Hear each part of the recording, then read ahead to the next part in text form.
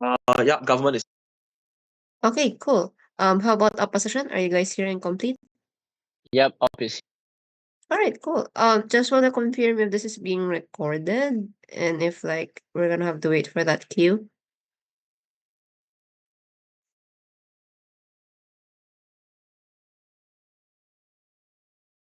I know OC is here. Can I have confirmation if this room is going to be recorded? Okay. It doesn't say if it's being recorded right now. So I think we just have to kind of wait for that cue to come up. Oh, live stream started. Cool. All right. So, hi everyone. I'm Lou. Before I go with any of the rest of the formalities, I'll let the panelists introduce themselves.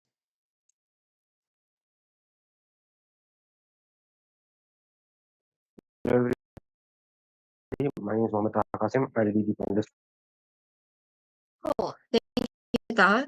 Reminders that before we start. First and foremost, this is a silent round. So that basically means after this round, there will be no OA, no disclosure uh of decisions. So we may now head back to the convening for the announcements after the round ends. Secondly, please keep a timer on yourself. I mean, I do have a timer, but sometimes I'm not able to do timestamps because I'm also writing. So, as much as possible, please have your own timer so we are all on the same idea of what minute we are all on. I will be flagging in chat whether you've already exceeded your time, so we will not be writing anymore. Secondly, please do introduce yourselves before your speeches. This is helpful for ballot, but also for people to know your POI preferences, your pronouns, and all, and especially if you have any trigger warnings. Again, just do that before your speeches so that everybody is able to hear it, and so everybody has the same knowledge of that. As usual, please be nice and kind with each other. I know some rounds are intense, so let's try to make sure that we are all respectful of each other. With that said, debating on the motion, this house opposes the cut-off culture starting on calling on PM.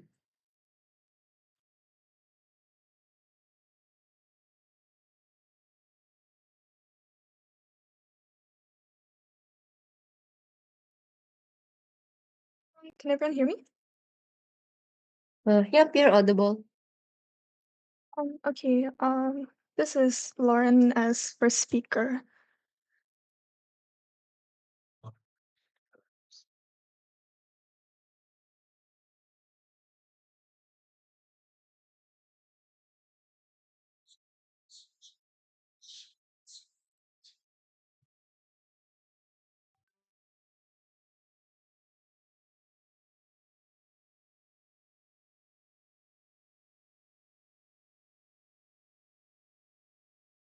Sorry, give me one sec.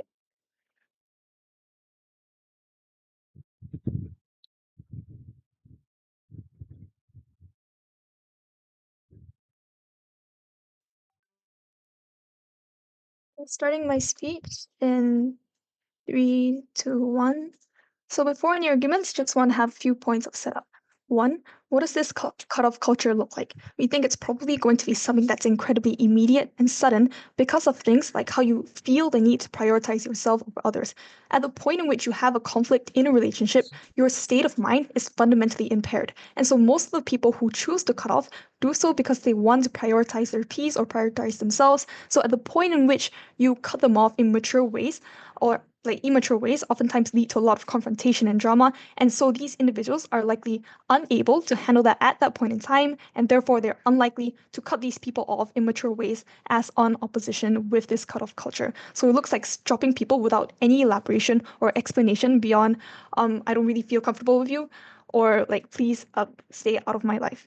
And the second thing, how is this cut-off culture presented and why this is problematic? We say that at the point in which your relationship faces any problems, you face social pressure to drop people entirely. So at the point in which you, for example, confide in your friends that you have a really like a problem in a relationship, they'll just tell you to drop these people. Or when you scroll on TikTok, they'll tell you things like, "Oh, these are red flags. Break up immediately." And so again, it looks like the external pressure to prioritize yourself over others. But the clarification that we want to make extremely clear in this debate is that if you are truly unable to cope, you're likely to still end toxic or certain relationships without culture on our side. And this is true for two reasons. One, that relationships oftentimes take a lot of effort to maintain, and therefore this necessarily means that the impacts of burnout or feeling like a relationship is not beneficial to you are oftentimes very proximate enough to overcome the stigma against protecting your peace. And so this is on preempting alt material here.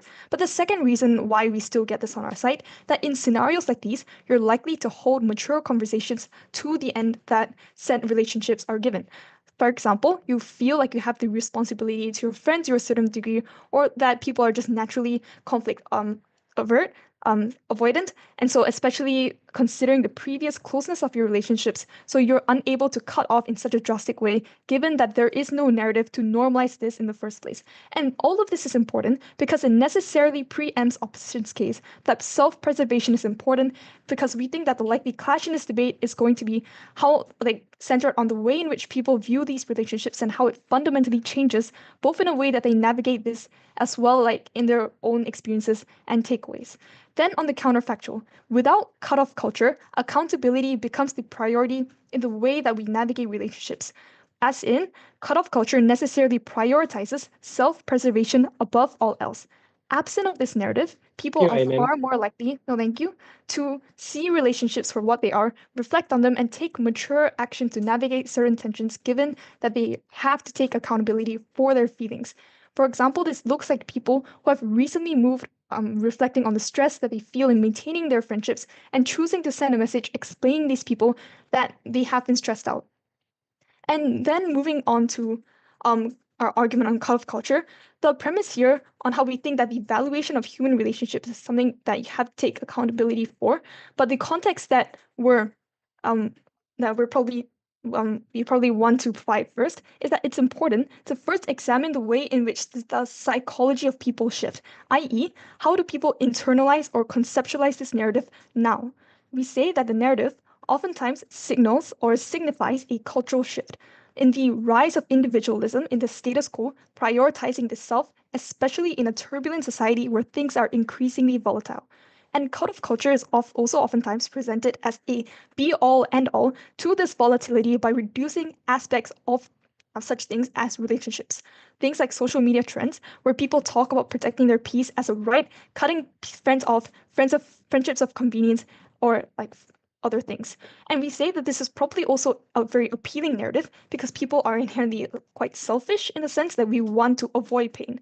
And the only reason why we don't cause pain to others in other circumstances is because we similarly feel empathy and we do not want that same pain to be inflicted on us. And so we say that cutoff culture actually fundamentally changes the way that we rationalize this process of causing pain onto others by implying two things. One, that the emotional pain of others is not as valuable as the stress you feel in the moment, where we change the cost that is incurred in rationalization, or to that other people are prepared for the same pain because of the fact that this narrative signifies a societal norm, implies this to be so. And this is important because it necessarily means that people don't engage in cutoff culture when they feel it's absolutely necessary, but because they can at every minor stress they face, given that the cost of doing so now seems to be lower. But all of this is important, and this narrative is problematic for four reasons. One, that people are afraid of confrontation because they fear that when they fight, the relationships will be cut off entirely. And it's important to say, people instinctively want a community they can be with and a safety system that they can fall back on. We think people generally love their friends and want to maintain genuine relationships. But with the propagation of this narrative, they become scared to even mention the parts of the relationship that they are conflicted about. For example, you're conflicted about the way in which people treat you, but even though it might be a mistake or just it might be a miscommunication on their part. Yeah. Well, it might also look like silent suffering, no thank you, internally when you keep all these conflicts to yourself and never really expressing them out loud. And this leads to a lot of long-term harm until the point in which you feel as if there's no salvaging these relationships, and then you cut them off. And these are important because you endure the suffering in silence, even though they might not be bad people, just like bad communication. And when good relationships also don't work out, we think it's incredibly terrible. But the second reason, you are now averse to pain and suffering because we think that if you go through the pain and suffering that this narrative lets you quite avoid, we think it's also incredibly important because people are not invulnerable. You need at certain times to watch your friend break down and cry and spill their heart out to you in order to really understand the person or the human that they are and get genuine relationships. The third reason that people start acting in certain ways because we think that fear is an incredibly insidious emotion. So when you are scared that your friend will drop you at the point in which you bare your heart out to them, we think it's incredibly harmful when there's just no safe space you can fall back on. It's the whole idea of how deception is terrible as long as you have to keep acting throughout your daily life.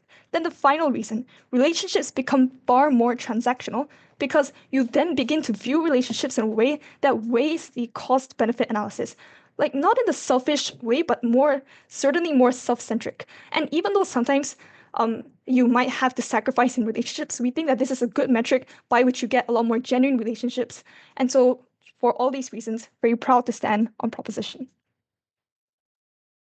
Thank you, PM. I highly encourage people to take and raise your eyes. With that said, calling on LO.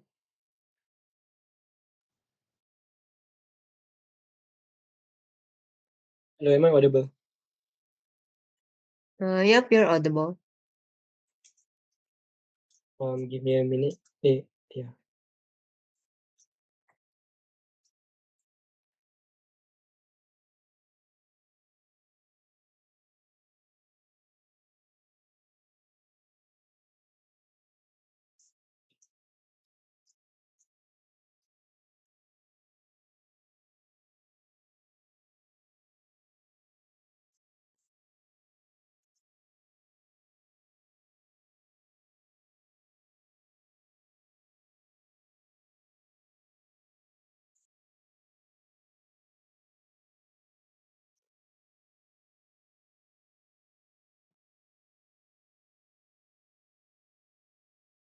Starting my speech in 3, 2, 1.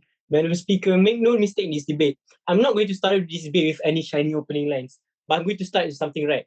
What government came up here and told you is they say that people just cut off other people immaturely and without much reason. They tell you that the government side tells you that people just cut off based on like arbitrary reasons where they have a bit of conflicts just to prioritize themselves, and they say that they do it because of like selfish reasons.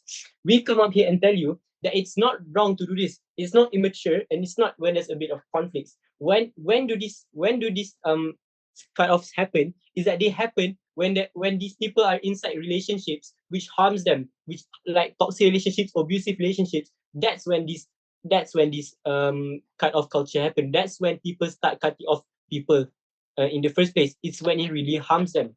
So when Gov came out here and tell you that cutting off is really arbitrary, we tell you that it's wrong. Now, what really are we going to come up here? We're going to give you a stance, and it's going to be simple. We believe that cut-off culture is necessary in certain situations, and that is a justified social mechanism for protecting individuals' mental health and creating accountability. It's not about unnecessary division like whatever government has been repeating on and on again, but it's about enforcing boundaries in a world where toxic and harmful behaviors exist, ladies and gentlemen. The problem here in with no cut-off culture, that is the government side of the comparative here, is that people are forced to maintain relationships with toxic individuals where they can't cut them off. On our side of the house, we don't have to maintain those relationship with these certain individuals. When you're already in a relationship with a toxic individual or with a abusive individual, like whatever government say, like things like having mature conversations, you cannot just have mature conversations with people who are already hurting you so badly and people who don't really care in the first place. I'm still talking, please respect me. People who really don't really want to listen to what you have to say. So having just mature conversations and all that doesn't really work out. And if you even try to go out, it doesn't work, then cutting off, we tell you, is justified. But first, a few pieces of framing. Why do people cut off in the first place, and why does this cut off culture really exist? We tell you that they usually cut off toxic friends or family, or they cut off abusive people in their relationships and they can't just talk things out. But other than that, they also cut off people who are just harming them in a very bad way, such as like bad friends and all. But people don't just like cut off other people just for the sake of it or just because they like it, but they cut off as a last resort. You already built relationships, you already have relationships with other people. You don't just cut it off and end it entirely as they like. They cut off when they have to as a last resort. That's a direct rebuttal to whatever government said. So they remove sources of emotional distress and improve their well-being. This in a way like to signal certain behaviors like toxicity are wrong. It also sends a message that tells people that actions have consequences. But now I'm going to tell you another problem I have with government. Government here is cherry picking. They only give you like certain situations where these things not okay and all that. But now I'm going to give you two arguments. First, cut-off culture is necessary for protecting mental health and well-being. Now, there are a few reasons to this, but Firstly, people have a right to set personal boundaries. No one is obligated to keep toxic, abusive, or harmful individuals in their lives. If you constantly engage people who refuse to change, it's going to be emotionally draining. It can lead to anxiety, it can lead to stress, it can lead to trauma, and things like that. So we tell you in this kind of situation, it's justified to cut off people so that you can set personal boundaries and not stay with this kind of harmful individuals. But second, then allowing people to cut off harmful individual forces personal responsibility. Because example, if we tell you that like someone is like continuously racist, sexist, or manipulative, others should not be burdened with the emotional labor of trying to change them. Just cut them off, and then that's already a direct message to them that tells them that their actions are already wrong, which in turn can have a chance to change them. So this proves that cut-off culture is a form of self-defense rather than unnecessary inclusion. I'm going to move on to my impacts. First, it improves mental health. People can focus on relationships that are more meaningful and healthy rather than feeling obligated to maintain toxic ones. But second, it also forces people to be accountable for their actions. So on the comparative here, on our side, people are allowed to remove themselves from harmful situations without being forced into unnecessary conflict. Whereas on the government side, they are still being forced in these harmful situations. And if they try to have a mature conversation such as what government said, then they might even get hurt even more because of these like very harmful individuals. So let's weigh this argument. First, this prevents emotional burnout. No one should be forced to educate or engage with people who refuse to listen. So we remove that aspect. But second, that it also prioritizes the well-being of victims over the feelings of those who cause harm. Society should protect those being affected by like discrimination, abuse, or manipulation rather than those who commit it. But before that, yes, I'll take a POI. Yeah, so we think you're likely to cut off toxic relationships eventually, but what you're defending is the social phenomenon of cut-off culture. Okay. Okay, yeah, we are defending cut-off culture. Sure, because if it's not a culture, then that means it's not widespread to the point that people who are already in this toxic relationship don't know they can do. Because there are people here who don't know that they can actually cut off people, who don't know there are ways to cut off. That is why we are defending cut-off culture. Cut-off culture means that it's widespread within society to the point where people already know that you can cut off. So then you can actually cut off when it's necessary and when it's actually needed. My second argument then is that cut-off culture is an effective tool for social change. There are a few reasons to this. First, social exclusion is like a powerful motivator. People will like often like change their behavior when they realize they are having harmful beliefs or actions because they are losing relationships and opportunities. But second reason then is that history shows that like when like progress happens when unacceptable behaviors are socially rejected. Therefore, like for example, if you do like public boycotts or like public boycotts, it's going to play a huge role in fighting things like racism. Like example, if there's like apartheid protests or civil rights movements then these like big corporations will start changing. So we say that it's the same towards people as well. If you cut these people off and you like essentially don't talk to them, boycott them in a way, then essentially they will also like change the way they behave because they also want to get like socially accepted into society and get accepted by other people and by that people as well. So like this proves that cut-off culture is legitimate and it's like historically proven for creating social change. Now, two impacts I'm going to give again. First, it discourages harmful behavior. People will think twice before making like those kind like bad remarks or toxic or abusive things because they know they'll face real social consequences by like having people not talk to them, by having people cut off them. But second, also shifts cultural norms. Like over time, it will be seen as not acceptable anymore. So the comparative here is that on our side, people are forced to confront and change their behavior, whereas on their side, harmful ideas can still persist because they are being tolerated in social circles. And with that, very proud to oppose, go for side opposition. Thank you, LO, calling on DPM.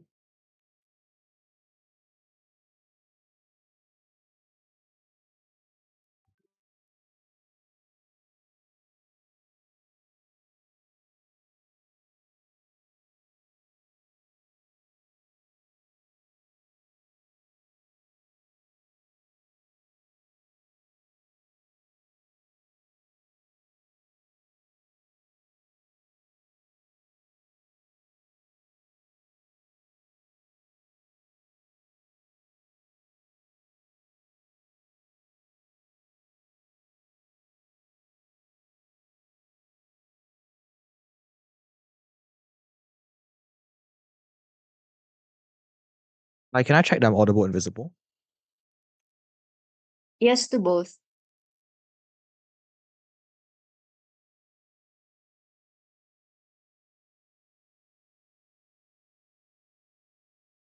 In my speech in 3, 2, 1. Such the full ride of emotions and adventures you get from sitting through the full extent of a personal relationship is something that we think is sacrosanct to the human experience. Running away from this insults what it means to be human because you lose the accountability and growth that gives life its meaning. I'm incredibly proud to propose. Firstly, a large clarification before I move on to refutation. So I don't think it's reasonable for opposition to come out here and tell us that this debate is about cutting off people who are toxic. We think reasonably you cannot debate that motion because we should cut off people that are toxic.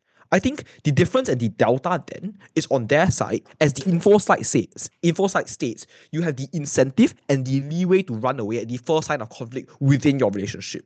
We think secondly, as my first speaker has pointed out, crucially unresponded to, at the point in which you wish to cut off the relationship, we think it's often one where you can do so without accountability. One where you can just block the person on WhatsApp and never speak to them again. One where you give them the cold shoulder and you just cut it off there and then. But I think thirdly, the idea that this is a culture, because cutting off someone and the culture of cutting off someone and normalizing that culture are two very, very different things, panel. I think the idea of cutting off a person and normalizing that sort of culture is one where you say that you are more important. It's one where you don't care about other people and you don't have empathy towards other people. And we think the widespread bleeding of this into the societal values that we hold dear to us is something that's incredibly problematic.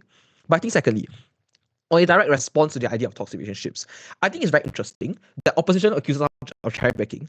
But this is their biggest case of cherry picking because they only push the most uncharitable, most extreme characteristics of extreme toxic relationships and explain to you why you probably need to leave them.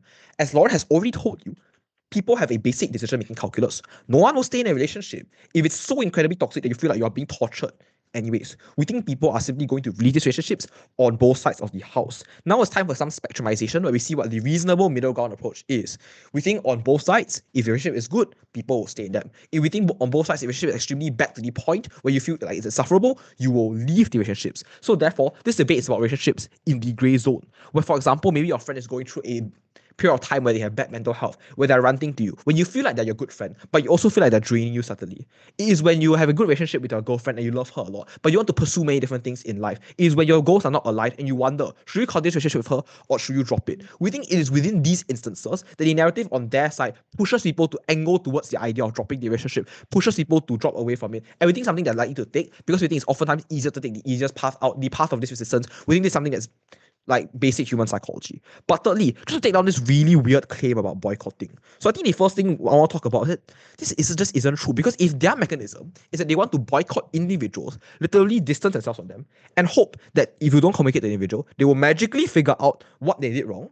They will feel like they want to change because they feel very excited to change if you push them away. The comparative on our side is that we communicate with these individuals because you have more of an incentive to try and fix the relationship. So what this looks like is telling them what you think is wrong in the relationship, telling your like girlfriend, for example, about the kinds of love language they use in the relationship, telling your friends, for example, that you don't like it when they make jokes about you in these instances. We think that's what likely to lead to more change because you give them more feedback. But I think secondly, note the idea of boycotting is something that crucially fulfills Lawrence's mechanism on fear. Because people are afraid that at the moment in point which they do something wrong, people cut them off. And I think the nuance here is the idea that fear is an incredibly powerful emotion, because it is unclear as to what people deem acceptable and unacceptable. So people will always be forced to err on the side of caution. And the extension to Lawrence's impact here is that why is it so bad that you have to tiptoe on eggshells on the people you hold the dearest to your heart, or the people that you see in broad society? I have two reasons. The first is that I think the world, especially in the capitalistic world we live in today, is one that demands something for you. Everywhere you go, you have a role you need to fill, and people are pushing roles onto you. You have so many different burdens you need to fill from so many different parts of society that you can never truly be yourself. It is a masquerade where you put on faces to fulfill certain obligations. We think uniquely on our side, when you protect genuine relationships for each and every person, you are then able to allow them to relax. You're then able to allow them to be their true self and express their true thoughts and feelings. But I think secondly and importantly, oftentimes the way in which we deal with trauma, the way in which we deal with bad things happening in our life, is to tell them on people. Hence the modern term of trauma trauma dumping. We think on their side, this is behavior that's going to be very easily seen as something that is like infringing on a person's mental health. But we think either way, the mechanism from Lauren explains to you why people are not likely going to do this because they're likely going to be too scared to do this. But now, I'm going to run a new substantive about why running away from the full right of a relationship limits your self-growth and insults the human condition. The premise of this claim is that the underlying assumption within this narrative is that you are a better person than the other person. That whatever piece you hold close to your heart is more important than the shared experiences that you guys have gone through. You go into relationships and you leave them with an air of superiority. But secondly, we are willing to trade off that you likely go through more pain and more suffering within certain relationships. But oftentimes, we think those are the instances when you have difficult conversations, when you figure out what you're truly made of, when you figure out the kind of person that you are, when you figure out the harsh realities of life. We think on their side, you don't have enough time for this growth because you simply don't go through enough experiences. But I think secondly, importantly, this air of arrogance is what crucially stops you from self-reflecting. Because you don't go through these experiences, you don't think about the conversations you had and wonder how much of it was my fault. You just think this person is bad, go away. You don't ever change the kind of person that you are. Now, why is this disastrous? Number one, you lose so much of a chance to learn about yourself and to learn about the world. You lose a chance to piece together the bits and pieces of yourself through these different shared experiences, through the ups and downs of the stories that crucially weave together in tapestry that means you know who you are and you own who you are. But I think in the instance of toxic relationship, and this is where the flip comes in, the reason people are in toxic relationships is because they oftentimes don't understand how to navigate relationships, because they don't understand how to set proper boundaries and choose proper partners. We think there's something you uniquely learn on our side when you have to right through the fullest extent of it, because now you then have confidence that you survived it, that you know what to do better next time, so you go into other relationships and you do better in the future. We think their comparative is one of the people who leave toxic relationships early, either A, just get scared of relationships and don't ever go back because of the fear and the self-doubt, or two, people just keep going back into toxic relationships over and over again, leading to this horrible cycle. But lastly, I think the way this bleeds into our social fabric is one where you fundamentally insult the human condition, because you jump around like a leech, sucking benefit from person to person, where you don't want to take full accountability for your actions. Why is accountability something that's incredibly important? Because I think it's important that we one day face the full force of our actions and what they mean to the world. It is important that we own and we understand the gravity of what we've done with our life. I think it's important that we face and confront the deepest fears we have. We face and confront those hard conversations, that we aspire towards some growth. I think this is important because it's what stops life from being an experience machine. It's what stops life from being a video game. It's what separates us from the animals. For all that I've said, I'm incredibly proud to propose. Thank you, DPM. Calling on DLO. Hi, I'm audible. Yep, you're audible. Okay, starting my speech in 3, 2, 1.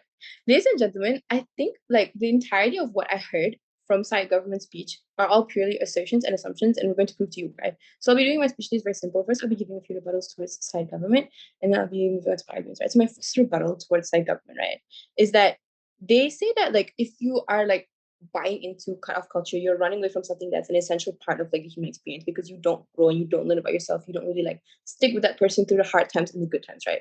While we concede to the fact, well, that may be true, understand this: you don't get to learn about yourself at the expense of other people. If you learning at yourself comes to the expense of another person, where you learning about yourself puts this other person through like so much like psychological torture and puts this person like at unease, we tell you that that's not really justified. Yes, you can learn about yourself. Yes, you can like go and experience everything that there is for you to experience in life, but not at the expense of other people. Right. And they also come and tell us that, oh, when you like buy into cut-off culture, you're not going to take accountability for your actions. You're always going to believe that you're right because you feel superior, that you're the one who basically like saying, oh, you're the one who dumped them first before they got the chance to dump you. You're the one who like walked away. But I feel like it's an assumption to assume that people just cut off other people at the snap of their fingertips. I don't know why side like government doesn't seem to catch this, but understand that cutting someone off is the last resort. People don't wake up one day and randomly decide, hey, I'm going to cut off my parents simply because they didn't give me my allowance money this month.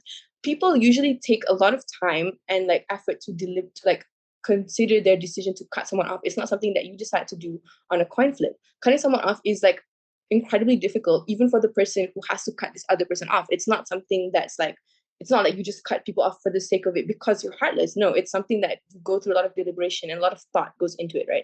Okay, so my first argument for today will Okay, so my first argument for today is it protects marginalized communities. No, thank you. I won't take your PI. Okay, so marginalized groups often face systemic oppression, and traditional systems rarely offer adequate protection, right? So cut-off culture allows these communities to take agency over their spaces, creating safer environments by removing those who perpetuate harm. Like a good example of this is in LGBTQ plus or family spaces, cutting off transphobic or misogynistic individuals helps maintain spaces where members feel safe, respected, and valued, right? Because ladies and gentlemen, although like we consider the fact that if you are having issues in your like relationship with a person, whether it be like a friendship or like a family relationship, and you should like do your best to reconcile that relationship. If that person simply cannot accept you for like who you are, then we say that that's not really a relationship with reconciling, ladies and gentlemen.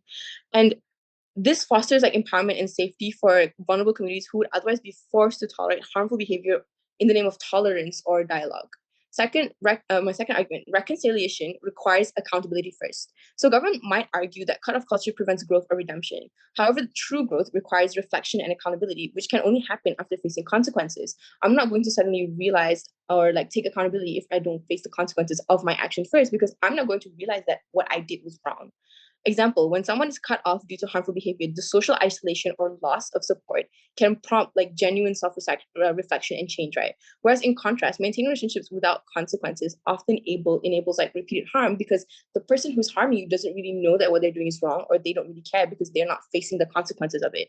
So cut-off culture isn't like always permanent. We tell you that like it's possible for you to choose to like not go into contact with someone, but eventually like decide to reconcile. We tell you that it's not like a final decision that cannot be undone. It's a mechanism that creates the conditions necessary for authentic reconciliation, which is like grounded in accountability rather than like superficial apologies, which like don't necessarily mean anything, right?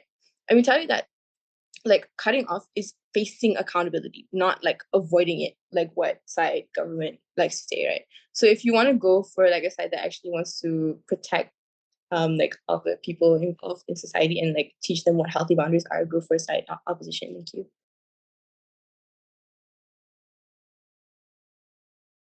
Thank you, DLO. Calling on GovWeb.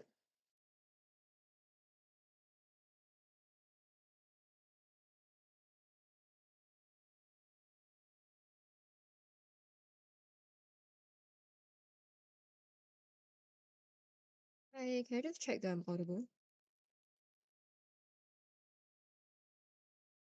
Yep, you're audible. Am I not audible?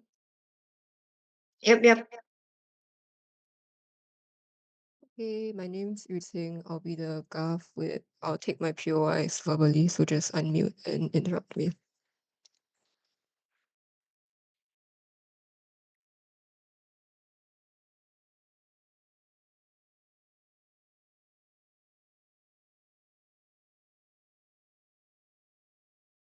There is a difference between defending cutting off people and a difference between the narrative of cutting off people. And I think OP fundamentally fails insofar as they never tell you how the way that people internalize this narrative fails. Beyond saying that only people who are toxic cut off people. One, Lauren has already preempted this right from PM. Two, I think reasonably no debate can happen in those extreme circumstances. Three, I think opposition has made it painfully clear that they're refusing to engage with what we're saying. I think there is nothing more that needs to be said, right? But now, since they're so intent on like running this whole toxic argument relationship, here's where I'm going to expand on what Ming and Lauren already told you and tell me why this argument is so fundamentally wrong, right? Because I think the first response here is simply relationships are fundamentally interconnected, right? You can have multiple friends, multiple avenues of support to tell you that this person may not be right for you. I think there is still existing ways for you to leave this relationship without this narrative happening in the first place. I don't see why this is an exclusive benefit that they have. But I think the second response here, I think there is already an existing pressure for people to like not stay in toxic relationships to begin with in the first place, right? I think if a person is treating you badly, you don't need this narrative to tell you to leave. I think reasonably there is already pressure from society to not stay with toxic people,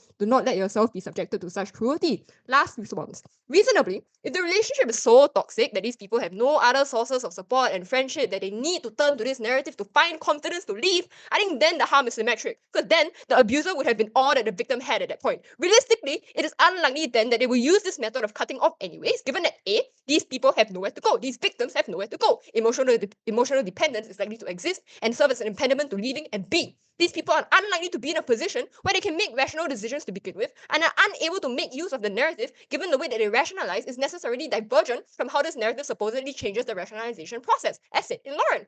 If they somehow then do leave on opposition, I think realistically a certain amount of guilt, shame, and fear will still follow these victims, given the reasons I just said above. The additional layer to this is that just that cut-off culture is just as messy and immature. And even if the victim feels no physical consequences from their abuser, I think that fear and guilt of ending things like this still follows them. I think that fear is not something that goes away. Last thing, Lauren preempted this argument, how Ming responded to this, no response to this. Why then is what I'm telling you important? This is important because this means that this debate does not take place in the extreme scenarios that opposition pushes. We tell you this right from the start. Rather, it operates in the grey areas of relationships where there is some form of attachment, but also some form of resentment and stress building up between the two parties. This is important because A, note here how under this scenario, the benefit on opposition's case is then very small, because they never tell you anything about how they benefit people who are stuck in relationships in these grey areas to begin with.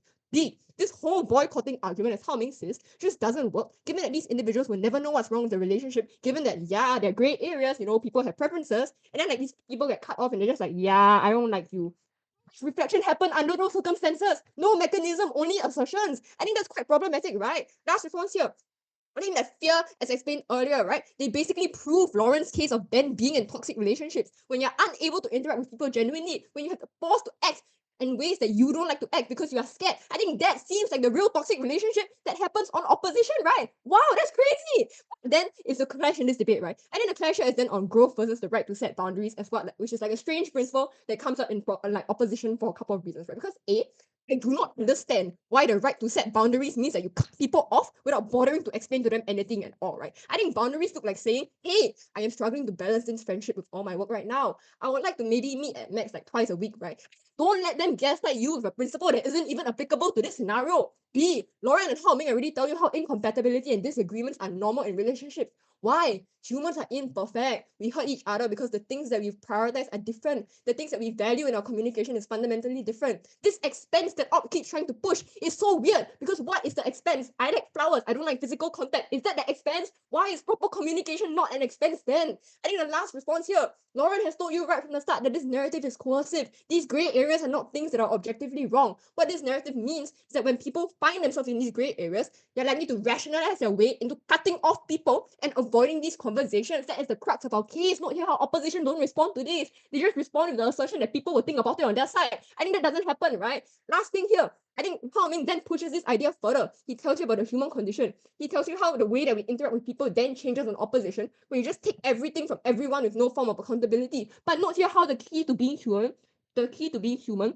is the fact that we have humanity. It is the fear that we experience, our hurt, our eventual happiness that we face in our relationships that make us human. Why is this important? Because it means that you have genuine connection on outside, right? Because note here how humans don't exist in isolation, right? The reason why it's so problematic for us to treat other people as tools to fulfill our happiness for a short period of time, then we don't cut off, is because humans create the condition for ourselves to thrive. I.e., the reason why I am happy right now, because my neighbor isn't banging on my wall every day. Because humans create the environment for other people to be happy. I think that's the reason why genuine connection is so important. Because ultimately, we do not thrive on our own. We do not survive on our own. We are dependent on the connections around us. We're dependent on the people around us. That's why it's so important to have genuine connection. This is why we actually have to have some form of accountability to people, given that it is our duty to give back to them, given that they have helped us in ways that we are unable to give them so many times, right? I think the second reason here is that we ultimately lose the art of communication on opposition side, right? And I'm sorry that as a debater, I'm saying this, but communication is actually very, very hard. Being honest with your feelings is actually very, very hard. Being true to yourself to say certain words about how you feel at certain times. These are all very, very hard things to do. This is an art. This is a practice. The point where you avoid these kind of things because they're hard conversations to have, because you feel that it is too much for you to actually say these kind of words, is the point where you never ever actually learn how to do this kind of things properly. Why then is this so bad? This is where Hao Ming comes in and tells you, right? This creates this long-term harm, right? Because note here how if you never ever learn how to say what you're feeling, if you never ever learn communicate what you want to communicate, I think that's the point where all your relationships are inevitably doomed to fail. Even if you get the short-term benefit, you're still ultimately going to suffer in the long run. Last thing here, they have no comparative to growth. They're trying to solve stances, They tell you cut off people, that person face the consequence, and then they're like, oh my god, I messed up somewhere, I'm going to think about it. No. And then here again, intuitive response, right? This is the gray area that you cut people off. And if it's a gray area, what are they going to think about? They're going to sit there and think, oh my God, I could have done a million things. Which one is it? I think that's a very, very bad way to self-reflect, right? But I think the second here is that the second thing here is that the principle I just pushed forward about accountability, why we owe a duty to the people around us, that precisely already locks out this argument. Because it's not about the fact that they don't face consequences. It's about the fact that you, for cutting someone off, need to face consequences. You need to learn from what you have done. You need to take accountability and change the way that you do these things. I think that's what's important. I think that's what's important. I think that the fact that this goes unresponded to is actually very, very bad, right? Last thing here, I'm going to do a quick trade-off, even though I think I've already done this like quite well enough, right? I think even if some people do stay in very, very long-term toxic relationships, the short-term harm versus the long-term benefit here is that there are always things that people can change in the way that they navigate themselves in those post-relationships that will fundamentally change the dynamics. For example, if you're unhappy, you could have spoken up about it. If they were manipulative, you could have learned to set clearer boundaries. This is not to say that the blame falls onto the vulnerable, unhappy people, but rather that learning how to recognize and end these relationships is an equally valuable skill that will be needed in the long term. I don't think that is something that is taught on opposition for all these reasons proposed. Thank you, Gopip. Please be more aware of the timestamps. Again, by 7:15 we no longer, right? With that said, calling on Opim.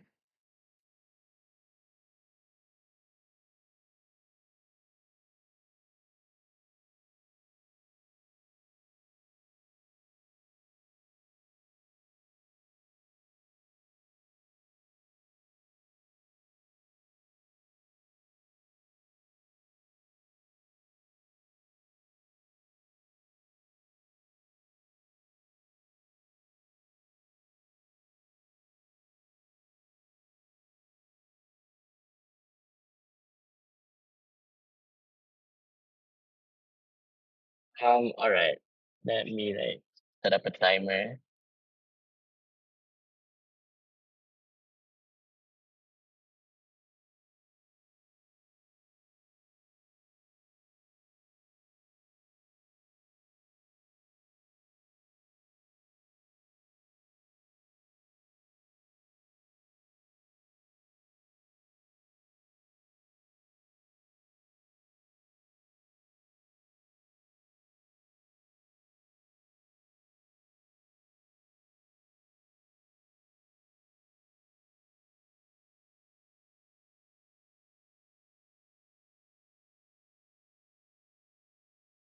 Sorry for that delay. I had some background noise I need to settle. All right. Starting my speech in 3, 2, 1. Ladies and gentlemen, I feel like what has been coming from the government side has been full of assertions. Understand that I don't think you should be able to get to learn about yourself at the expense of other people. If you messed up badly and someone chooses to cut you off, that's within their right, and you're still going to learn anyway, because now you have to face the consequences and become a better person for the long run. Second, people don't cut each other off for fun. A lot of deliberation and thought goes into it. It's a last resort, as people find it super hard and super mentally draining to be able to just cut someone off from their life, even though it's super easy. Because of the regret and the resentment that they feel afterwards, it's just super heavy to burden on afterwards. Even if people will still live toxic relationships anyway, like how government frames our whole case, we say that cut-off culture brings awareness so people don't feel guilty about doing what's best for them. Understand that just because it's a culture, we tell you that it's not necessarily bad because it's an ideology and people can choose whether to buy into it or not. Ladies and gentlemen, before moving on to my rebuttals, let me just make a few things clear. We tell you that the whole argument of actually no, it's my rebuttals right now. Actually, the whole argument of accountability and how buying into cut-off culture actually avoids accountability in the first place is actually very flawed to begin with. And the second argument coming from government on how you have to participate in the human experience of learning from your actions instead of just cutting off people, which is super easy to do, we tell you that it's also kind of flawed, and I'll be explaining to you exactly why. First of all, on the argument of accountability that government has so been pushing forward for, we tell you that government thinks that people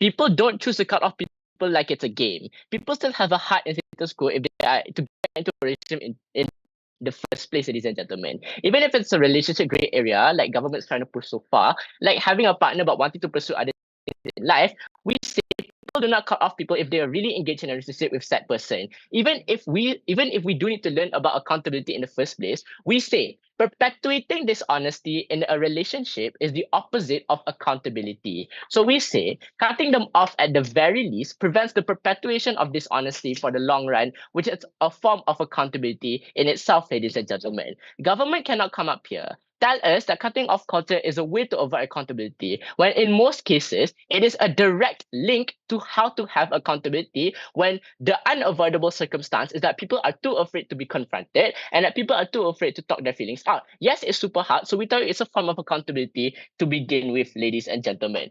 So let's move on to like a few clashes in today's debate. First of all, it's on how people should have the right to bodily autonomy, like have the right to self-preservation, versus social obligation to commit to dialogue in a relationship to begin with. So what does proposition come up here and tell you? Prop comes up here and tell you that cut-off culture kind of encourages people to avoid working through conflicts entirely or avoid conflicts when it's convenient to do so, to avoid people you have harmed or to avoid confrontation in the long run. Then what does Op tell you here today? We tell you that people have the right to autonomy in the first place and self-preservation. You have the right to cut off people who do not want to engage with you productively without attacking you, downgrading you, or dismissing you as long as their time. We tell you that cutting off acts as a means to prevent further conflicts from happening to begin with. It acts as a safety barrier. Even if government comes up here and tells you, oh, cut off culture doesn't really happen in like extreme situationships, we tell you it's a mean of empowerment if it's in a toxic relationship. And if it's in a relationship, like a normal relationship gray area, where people feel resentment but still feel attached,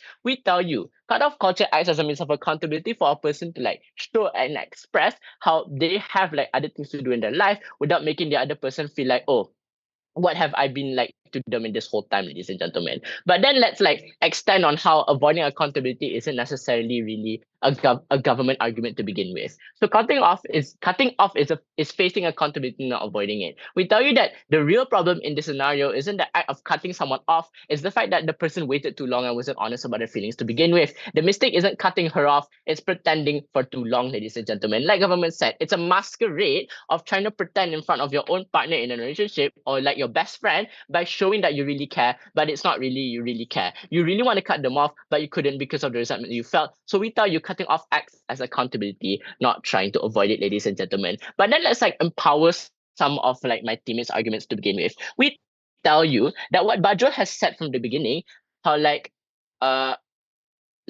it like protect, like Ayra said, how it protects marginalized communities, like how marginalized groups often face systemic oppression and traditional systems rarely like offer adequate protection, how cut-off culture allows these communities to take agency over their spaces, creating safer environments by removing those who perpetuate harm. We tell you that it helps these members of society live in a state of peace by protecting their own peace in the long run. We tell you that cut-off culture isn't necessarily a toxic and selfish behavior to do something to another person. We tell you it's an act of self-expression to show people how you really feel in a relationship. Ladies and gentlemen, if you want a side that actually cares about how people feel, go for side opposition. Thank you. Thank you, Op, for calling on Op reply.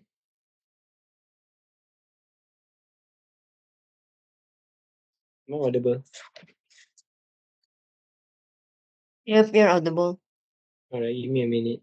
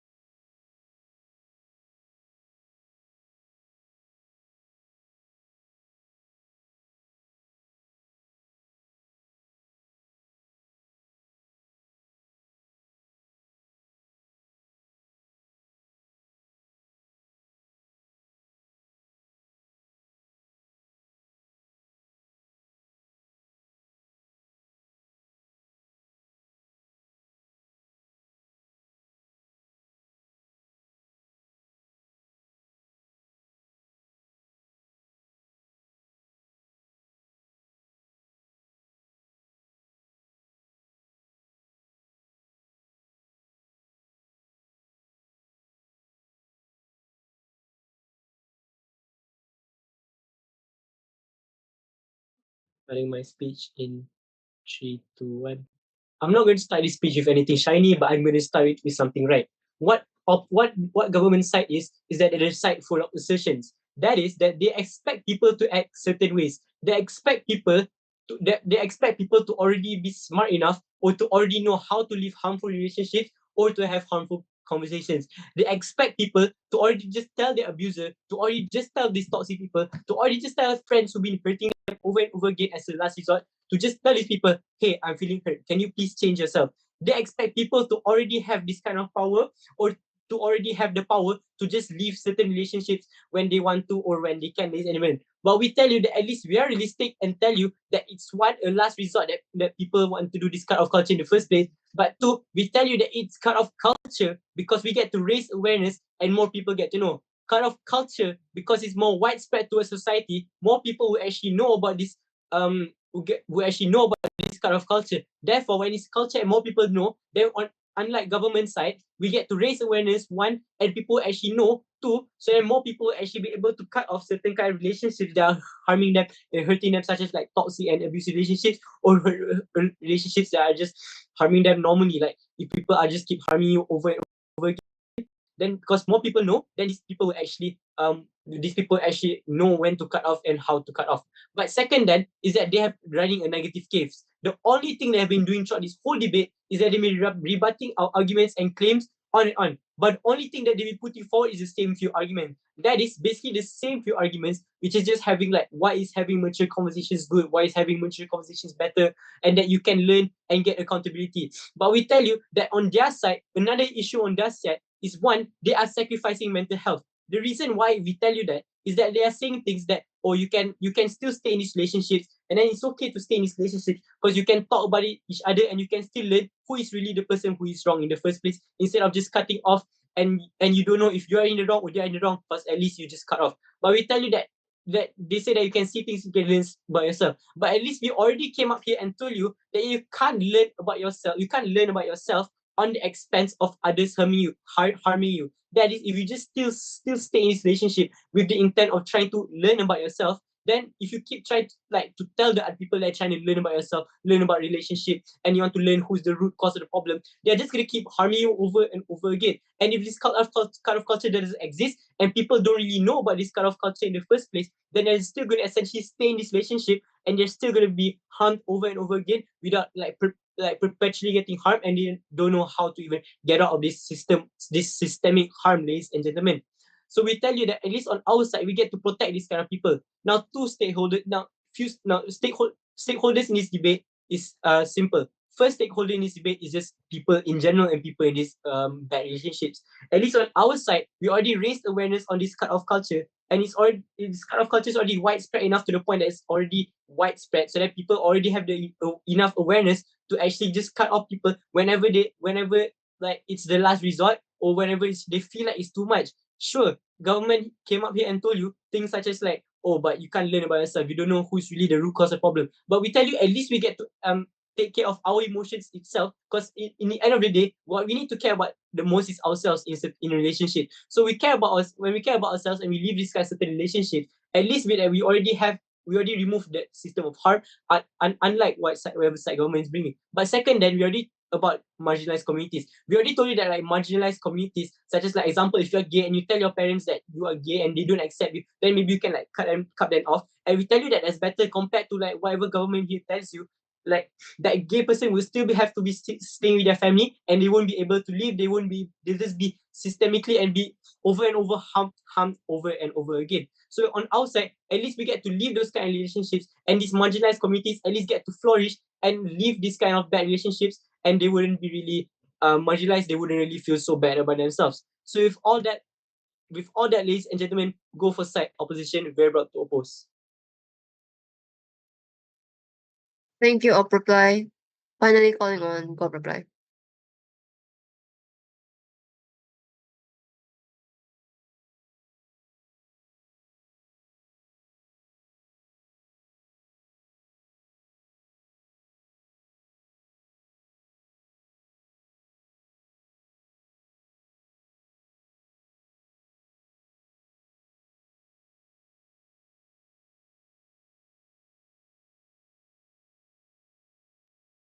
Hi, checking I'm audible.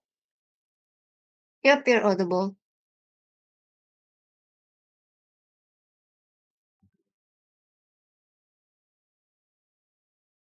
Starting my speech in 3, 2, 1. And we told you from first that cutting down leads to things like reduced accountability.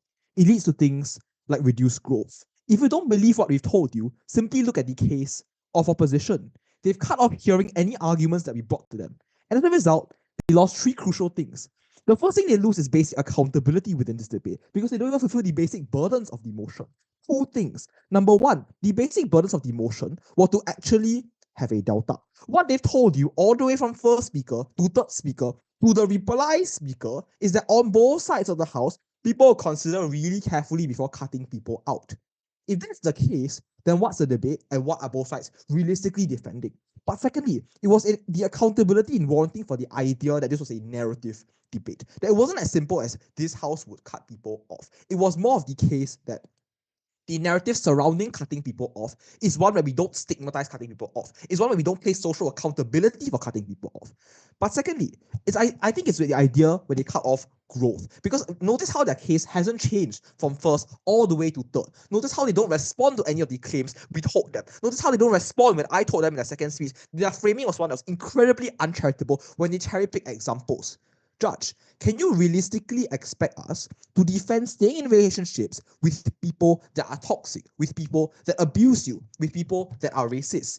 Because what they are saying is that outside of the house, you care a lot about your race, you care a lot about your mental peace. People infringe upon those things and you'll be like, well, but there's no cutout culture, so I can't leave, so I guess I just stay here and get abused. We've already explained to you throughout all three speakers, but oftentimes there's a very strong incentive to leave because the people around you, the friends around you tell you to leave. But because you as a human being has common sense and you know when to leave things. Okay, now on to like the actual questions within the debate. So firstly, how do we affect relationships and people? And secondly, how do we affect the ability to grow? So I think the first claim that came out from side opposition is the idea that boundaries can be set. But I think this is sufficiently taken out by my whip because she explained to you why the setting of boundaries and being accountable are often things that are extremely different. So you can set boundaries the same on our side. You can just tell your friend, let's not meet up so much. Or you can tell your friend, I don't like what you're doing. How about you change what you're doing? And as a direct response to this idea about the right to cut people off, we're not saying that you don't get to cut people off. You can just tell this right exists on both sides. If you don't like someone on our side, you similarly cut them off. The difference is that you don't cut them off the way you do on side opposition. The difference is that when you break up this relationship, you tell them what went wrong. You don't just leave them in silence. You go, hey bro, you can't racist. I don't really like you. I don't want this relationship anymore. This is how we fill in the missing mechanism to co-opt their only positive impact in this entire debate, which is the idea that you somehow lead to some form of accountability or growth for the people that get cut off. Because not on their comparative, for these people that got cut off, they don't know why in the Willy Wonka they got cut off, right? They just know that your friend don't want to talk to you anymore. So this probably leads to immense feelings of confusion, feelings of anger, feelings of hate. I don't know, probably how I felt when I listened to the entire case. So this doesn't lead to any actual growth. But I think on our comparative, we explained to you why having accountability is extremely important. Because the world around you, the happiness that you feel, the community that you live in, all the things that you enjoy were built by the people around you. Sure, maybe the people around you are not good to you. Maybe you don't like them. That we think that it's fine and we think that it's fair. But we think at the point which you choose to end these relationships, you ought to tell them. We think you ought to try to save these relationships. You ought to try to think about them before you end them because we think that's how you grow as a person. We think how you get accountability of the kind of person you are. We think that's how you figure out the true steel of your character. And I already explained to you in my speech why we're willing to trade off their best case scenario, why we're willing to trade off the idea of toxic relationships. Because I explained to you, on their side, sure, in the short term, maybe you feel less pain because you run away. But in the long term, because of the kind of person you are, this is a problem you run into over and over again. We think you need to face it once and you need to fix it well. For all that I've said, incredibly proud to propose. Thank you, Gov reply. That now concludes the round.